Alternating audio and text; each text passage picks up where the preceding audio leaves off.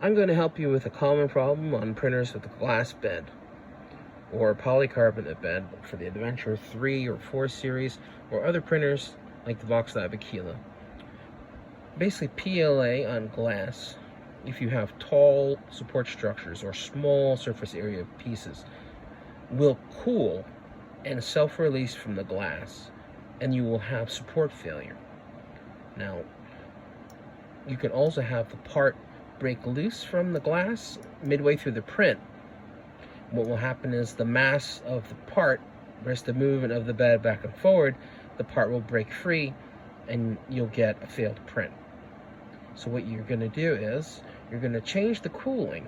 So you go to the settings for cooling, and this is flash print, and you're going to go to the fan control list, and you're going to hit the plus symbol, and you're going to select layer 1 and layer 3, and you're going to turn the part cooling, which is the filament cooling, to 0. You're going to turn it off, and what will happen is the first 3 layers, which generally don't have any real detail in them, will have full cooling on the glass without accelerated cooling from the fan, and that will result in an extremely strong layer because the filament will fully ooze onto the glass and cool on the glass versus being cooled by the air.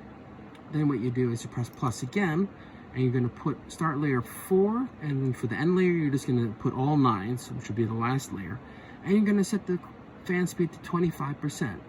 You generally don't need 100% on PLA.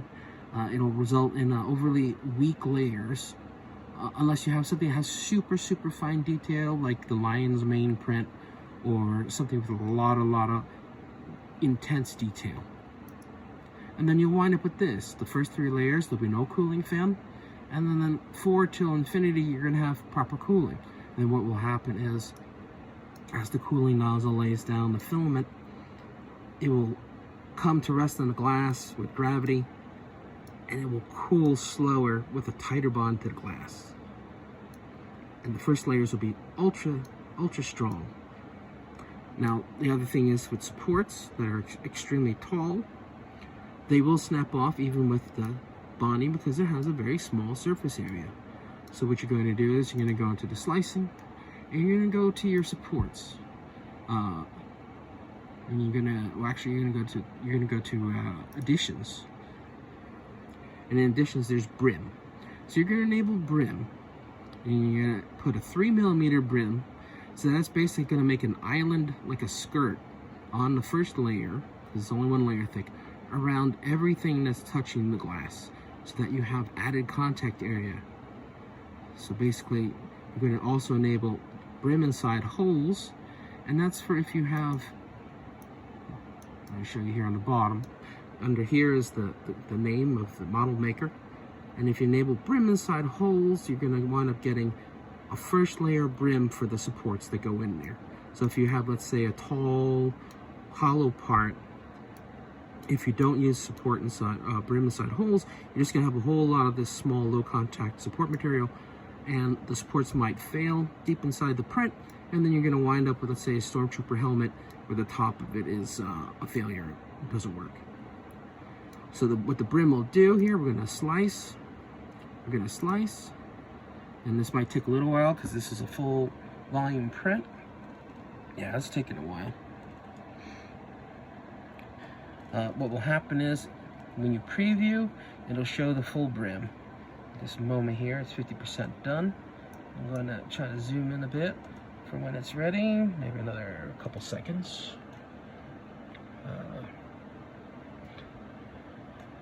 Okay.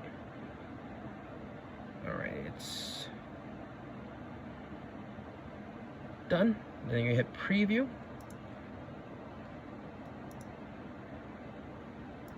Okay, and then here we are.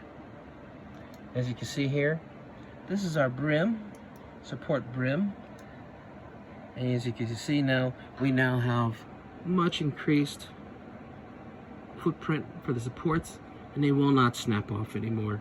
This is especially important when you're using glass beds, because glass likes to cool, and it likes to release the fine supports pretty much almost immediately, which is why glass is very hard to print small pieces on, because they'll just pop off.